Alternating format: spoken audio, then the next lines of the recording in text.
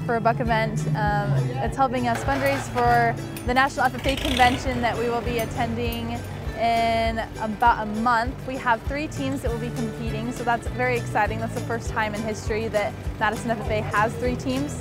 And so by helping with the Burger for a Buck, we're just really happy that the community is supportive of us and that they can recognize that it's a huge accomplishment what we're doing.